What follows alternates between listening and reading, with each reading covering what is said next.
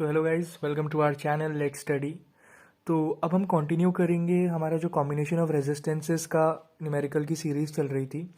हम उस सीरीज़ में अब पार्ट 2 करने जा रहे हैं कॉम्बिनेशन ऑफ रेजिस्टेंसेस का।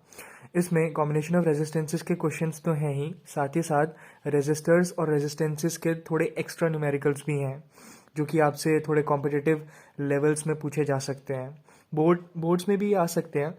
तो आपकी काफ़ी अच्छी ज़्यादा प्रैक्टिस होने वाली है कॉम्बिनेशन ऑफ रेजिस्टेंसेस के ऊपर। तो इस वीडियो को मिस मत करिएगा एंड एंड तक देखिएगा। तो जो हमारा पहला क्वेश्चन है उसको देखते हैं। How many 176 ohm resistors in parallel are required to carry 5 ampere on a 22 volt line. मतलब एक 22 वोल्टेज सप्लाई लाइन है जिसमें आपको 5 एम्पियर करंट दौड़ाना है। और दौड़ाना कैसे है, जो उसकी रेजिस्टेंस है वो आपको कुछ इस प्रकार बनानी है कि कुछ 176 ओम के रेजिस्टर्स लगाने हैं आपको पैरेलल में, सो दैट इतना अमाउंट ऑफ करंट इस वोल्ट लाइन में दौड़ पाए। तो आइए देखते हैं कि कितने हमें रेजिस्टर्स चाहिए होंगे इतनी रेजिस्टेंस के जिन्हें हमें पैरेलल में लगाना है, सो दैट हमारी ये कंडीशन सेटिस्फाई हो पाए।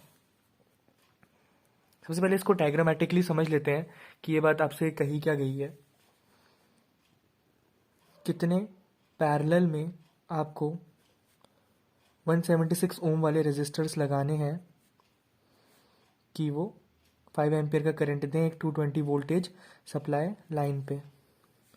मतलब कितने नंबर ऑफ 176 ओम ऐसे ऐसे करके आपको रेजिस्टर्स पैरेलल में लगाने होंगे।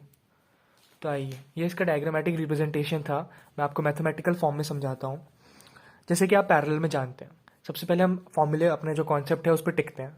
जैसे कि आप जानते हैं पैरेलल में जो आर इक्विवेलेंट का फॉर्मूला होता है वो कुछ इस प्रकार होता है। 1/R equivalent is equals to 1/R1 plus 1/R2 plus 1/R3 ऐसे कर करके होता है। तो यहाँ पे R1 R2 R3 क्या है, सब 176 ओम्स हैं। तो यहाँ पे हम उसकी जगह 176 ओम्स लिख देंगे, यानी कि 1/176 प्लस 1/176 प्लस 1/176 ऐसे कर करके अप टू सो ऑन लिख देंगे n टाइम्स तक, क्योंकि हमें एग्जैक्ट वैल्यू पता नहीं है कि हमें कितने अमाउंट ऑफ कितने रेजिस्टर्स हमें चाहिए होंगे। तो n टाइम्स तक हमने लिख दिया। तो यहाँ से जो वो हमारा 1/R इक्विवेलेंट आएगा बेसिकली वो आपका n/176 आएगा। क्यों n क्यों आएगा? क्योंकि हमें पता नहीं है कितने चाहिए। हमें 1 plus 2 plus 3 plus up to so on n चाहिए। तो n हमारा जो डिनोमिनेटर है वो तो सेम रहेगा, ऊपर का जो न्यूमरेटर है वो चेंज हो जाएगा, वो n हो जाएगा। बिकॉज n तक हमने इसकी फिक्स वैल्यू मान लिया। आप इसे x भी मान सकते हैं, ठीक है। ये वाली चीज़ समझ लीजिएगा। तो यहाँ से जो R इक्विवेलेंट आएगा क्रॉस मल्टीप्लाई करके वो बेसिकली 176/n हो जाएगा। ओके, अब क्वेश्चन में आपको कुछ चीज़ें गिवन थी। आपको V और I गिवन था, और आप जानते हैं R का फॉर्मूला क्या होता है, V/I। तो R इक्विवेलेंट का क्या होगा, V equivalent upon I equivalent, और वो किसके बराबर होगा, 176/n के बराबर होगा। अब यहाँ पे V इक्विवेलेंट यानी कि V टोटल और I इक्विवेलेंट यानी कि I टोटल। तो V इक्विवेलेंट क्या था यहाँ पे 220 वोल्ट्स, I इक्विवेलेंट क्या था यहाँ पे 5 एम्पियर्स। 176 ऐसे ही रहेगा, n ऐसे ही रहेगा। अब यहाँ पे n को सब्जेक्ट बना लेते हैं, बिकॉज हमें बेसिकली नंबर ऑफ रेजिस्टर्स निकालने हैं।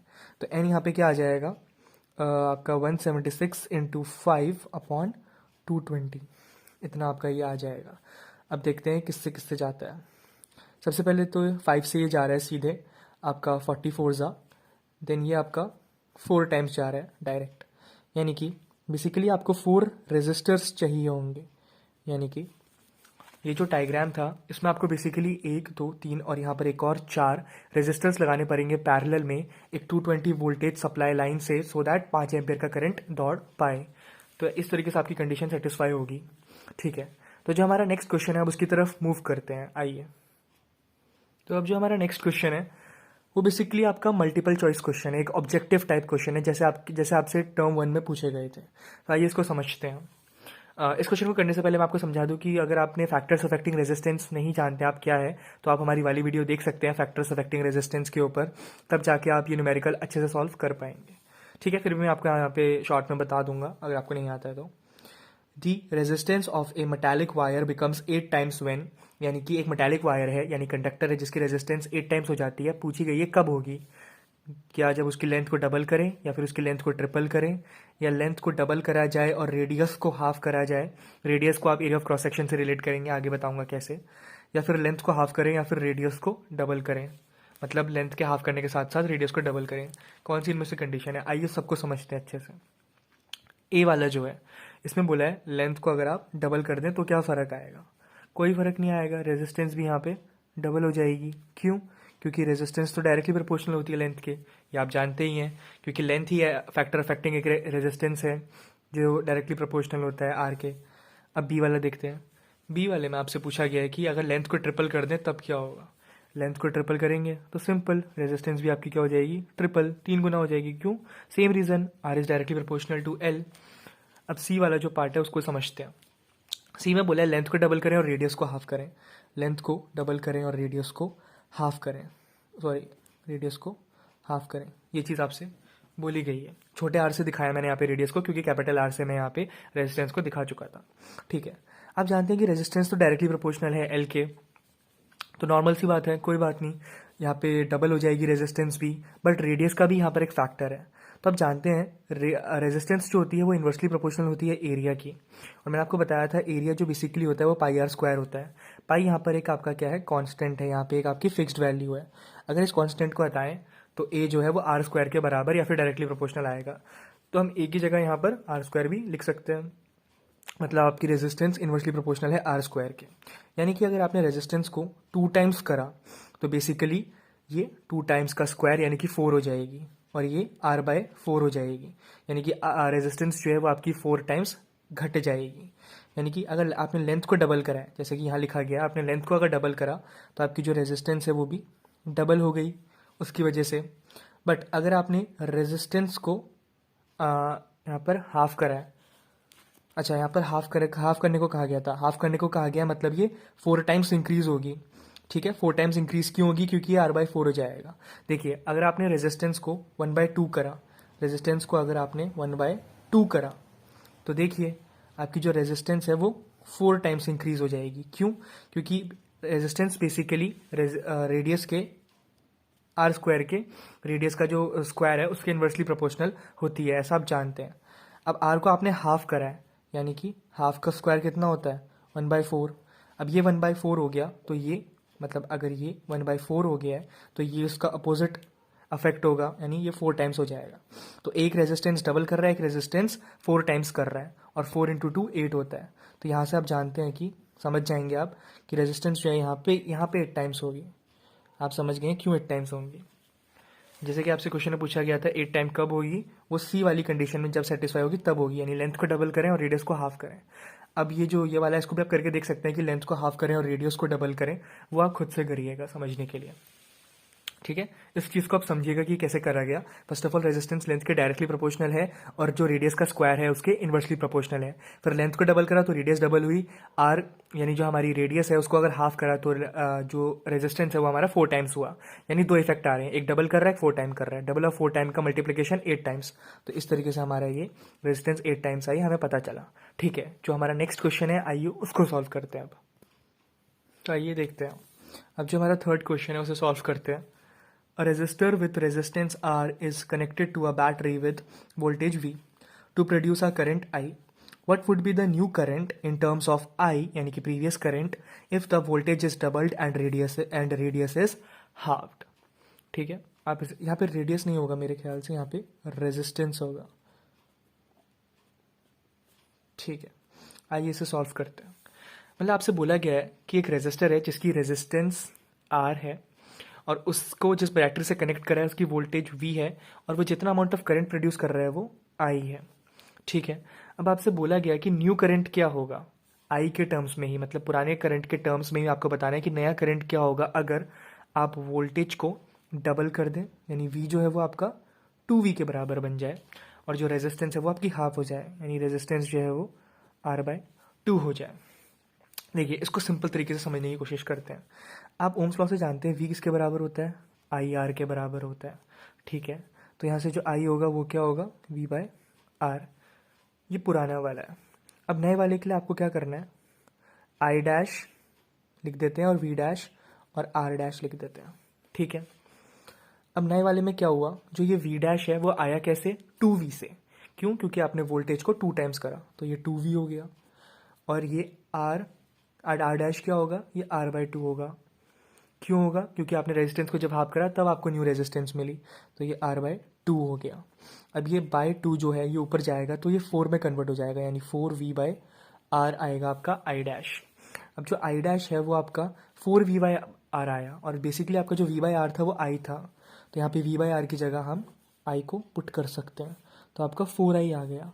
तो ये आपका, यही इक्वेशन आपसे पूछी गई है इस क्वेश्चन में, कि आपको नया करंट जो है, न्यू करंट जो है, वो प्रीवियस करंट के यानी पुराने वाले करंट के टर्म्स में आपको बताना है, और वो आपने बता दिया। और वो कितना है, 4 गुना है पुराने करंट का। तो इस तरीके से आपको ये न्यूमेरिकल सॉल्व करना है। आइए जो हमारा नेक्स्ट न्यूमेरिकल है अब उसको सॉल्व करते हैं। तो आइए इस न्यूमेरिकल को देखते हैं, हमारे चौथे न्यूमेरिकल को। काफ़ी अच्छा न्यूमेरिकल है ये, सर्किट डायग्राम्स कहते हैं इन्हें। इनको समझने की कोशिश करिएगा। कॉम्बिनेशन ऑफ रेजिस्टेंस के जो सर्किट डायग्राम होते हैं वो दिखने में बहुत कॉम्प्लेक्स लगते हैं, बट बेसिकली वो बहुत ईजी होते हैं, तो इन्हें ध्यान से समझने की कोशिश करिएगा। Find the current drawn from the battery by the network of 4 resistors shown in the figure. ठीक है, ये आपको रेजिस्टर की कॉम्बिनेशन दे रखी है। अब आपको बताना है कितना करंट ड्रॉ करेगी ये 3 वोल्ट की बैटरी जब आपने ऐसी अरेंजमेंट बना रखी है रेजिस्टर्स की। आइए सॉल्व करते हैं। सॉल्व करने से पहले देख लेते हैं कि पॉजिटिव टर्मिनल से आपको पता है कि करंट बहेगा और नेगेटिव टर्मिनल की तरफ वापस आ जाएगा। बट एक बात है, यहाँ पर ए पॉइंट पर जो जॉइंट बन रहा है, यहाँ पर करंट डिवाइड होगा और वो I1 और I2 पार्ट्स में डिस्ट्रीब्यूट हो जाएगा, ये आपको पता है। अब जो I1 ए बी ब्रांच में जा रहा है वही BC में जाएगा, ठीक है, क्योंकि ये इससे कनेक्टेड है, एडजेसेंट है। और यही I1 भी CD ब्रांच में भी या फिर DC ब्रांच में भी जाएगा। बट जो I2 है वो सिर्फ AD में बहेगा। मैं यहाँ पर लिख देता हूँ आपके लिए, AB में, BC में, और जो आपका CD है उसमें आपका I1 बहेगा। आप देख सकते हैं इसका रीज़न क्या है, क्योंकि जॉइंट से डिवाइड होने के बाद करंट इस तरह गया, उसका फ्लो इस तरफ बना I1 का, और I2 का सिर्फ AD में है, तो AD में सिर्फ आपका I2 बहेगा। आप देख सकते हैं क्यों। तो इस समय क्या पता चला कि AB, BC और CD वाले जो रेजिस्टेंसेज हैं वो आपके सीरीज़ में हैं। वो आपके किस में हैं, बेसिकली सीरीज़ में है। जी हाँ, क्योंकि करंट सेम रहता है सीरीज़ में और डिवाइड का होता है पैरेलल में। तो मतलब आप इन तीनों को जब सॉल्व करेंगे और जो इसकी इक्विवेलेंट रेजिस्टेंस आएगी वो इस वाले के यानी AD ब्रांच वाले रेजिस्टेंस के पैरेलल होगी। फिर उसको सॉल्व करेंगे तो आपको इक्विवेलेंट रेजिस्टेंस आएगी, टोटल इक्विवेलेंट रेजिस्टेंस। ठीक है, आइए करके देखते हैं। पहले आर इक्विवेलेंट निकालते हैं, सीरीज़ वाली।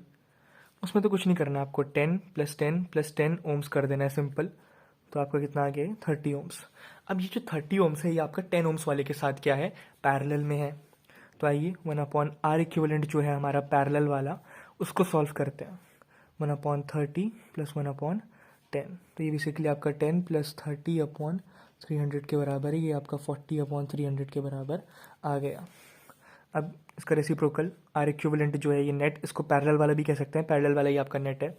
तो यहाँ पर वो 300/40 के बराबर आ गया, 0 से 0 कैंसल्ड आउट हो गया, ये 15/2 आ गया। अभी मैं इसको इतना ही रहने दे रहा हूँ, क्यों, क्योंकि मुझे अपनी कैलकुलेशंस इजी करनी है, बिकॉज आपसे आई पूछा गया है, आपसे आर नहीं पूछा गया है। ठीक है, तो आपको आर इक्विवेलेंट मिल गया, आपको वी पता है 3, तो सिंपल आपको पता है वी किसके बराबर होता है, आई आर के बराबर। क्यों, ओम्स लॉ से। तो यहाँ से आई क्या हो गया, V/R के बराबर। वी कितना दे रखा है आपको, 3। आर कितना दे रखा है आपको, 15/2। 15/2 मतलब इसका 2 ऊपर चला गया, तो कितना आ गया, 6/15, यानी कि 2/5, यानी कि 0.4 एम्पियर्स के बराबर ये आपका आ गया। ओके, ठीक है, मैं मानता हूँ कि अभी तक इतना क्लियर होगा। अब जो न्यूमेरिकल है वो हमारा लास्ट न्यूमेरिकल है, आइए उसको सॉल्व करते हैं। वो भी कॉम्बिनेशन ऑफ रेजिस्टेंसेस का एक सर्किट डायग्राम भी है, बट थोड़ा इजी है इस वाले के कंपैरिजन में। आइए करके देखते हैं उसको। तो आइए ये वाला देखते हैं। Find the current flowing through the following electrical circuit, मतलब इसी सर्किट में आपको करंट बताना है। सेम क्वेश्चन है, देखते हैं। पॉजिटिव साइड से आपका करंट निकलेगा, जी हाँ निकलेगा। इस वाली रेजिस्टेंस से जो नेट करंट है वो ही बहेगा, यानी आई ही बहेगा यहाँ पर। ठीक है, बट यहाँ पर क्या होगा, यहाँ पे जो पॉइंट है, ये जो पॉइंट है, ये जो जॉइंट है, यहाँ पर करंट डिवाइड हो जाएगा I1 में एंड आपका I2 में। तो 1 ओम से I2 जाएगा, 3 ओम से भी I2 जाएगा, बट यहाँ पर I1 जाएगा 6 ओम वाले से, और ये I1 I2 यहाँ पर मिलकर फिर से I बहेंगे, यानी 3 ओम वाले में, ये वाला जो 3 ओम है इसमें आ ही जाएगा टोटल वाला। ठीक है, इतना आप समझ गए। तो आपसे इसको क्या समझ आया कि I2 जब 1 ओम 3 ओम में बह रहा है तो मतलब ये दोनों सीरीज में है और इनका जो इक्विवेलेंट होगा वो 6 ओम वाले के साथ पैरेलल में होगा। अब उसको जब उसका इक्विवेलेंट निकालेंगे उस कंडीशन का, तो ये तीनों सीरीज में आएंगे। आइए करके देखते हैं। सबसे पहले इन दोनों को सॉल्व करिए। ये दोनों सीरीज में है तो यहाँ पे जो आर इक्विवेलेंट आया पहला वाला वो आपका 1 + 3 ओम है, यानी कि 4 ओम्स के बराबर आ गया। इतना आप समझ सकते हैं। अब ये जो इक्विवेलेंट आया 4 ओम, ये 6 ओम वाले के साथ पैरेलल में है, तो यहाँ पे जो 1/r इक्विवेलेंट है वो आपका 1/4 + 1/6 के बराबर आया, 24, यानी कि 6 + 4 यानी कि 10/24 के बराबर आया। तो यहाँ से मैं यहीं पर लिख देता हूँ, आर इक्विवेलेंट जो है वो आपका 24/10 ओम्स आ गया, यानी कि 2.4 ओम्स लिख देता हूँ इसे सिंपल। तो मतलब ये टोटल इतना जो है आपका एरिया वो आपका 2.4 ओम्स के बराबर है। अब 3.6 ओम, ये 2.4 ओम और ये 3 ओम आपके सीरीज में है। तो जो आपका नेट है लास्ट वाला वो आपका 3.6 ओम्स प्लस 2.4 ओम्स प्लस आपका 3 ओम्स के बराबर है। आइए उसको सॉल्व करते हैं। 6 0 कैरी 3 4 5 6, ये आपका लगभग 9 ओम्स के बराबर आ रहा है अगर मैं गलत नहीं हूँ तो। हाँ जी, आपके 9 ओम्स के बराबर आ रहा है। अब यहाँ पे आपको करंट निकालना है, तो वही ओम्स लॉ से आपको पता है वी क्या होता है, आई आर के बराबर। तो यहाँ से आई क्या हो गया, V/R के बराबर। वी आपका यहाँ पर 4.5 दे रखा है, आर यहाँ पे आपने आप 9 निकाल लिया। तो आइए देखते हैं, 45/90 हुआ। अब ये कितना गया, तो यहाँ पर ये आपका 1/2 आ रहा है शायद। हाँ जी, यानी कि 0.5 एम्पियर्स आपका ये टोटल आंसर आ गया है। ठीक है, तो आई होप इतना आप समझ के होंगे। कॉम्बिनेशन ऑफ रेजिस्टेंस में आपका इतना ही है। नेक्स्ट वीडियो में हम joules law of heating, electric power, electric energy और कमर्शियल यूनिट ऑफ एनर्जी के न्यूमेरिकल सॉल्व करेंगे। ज़्यादा नहीं, समवट आपके 7-8 न्यूमेरिकल्स हैं, अच्छे न्यूमेरिकल्स हैं, उनको सॉल्व करेंगे ताकि आपका कॉन्सेप्ट बिल्डअप हो। तो मिलते हैं हम नेक्स्ट वीडियो में, तब तक के लिए बाय।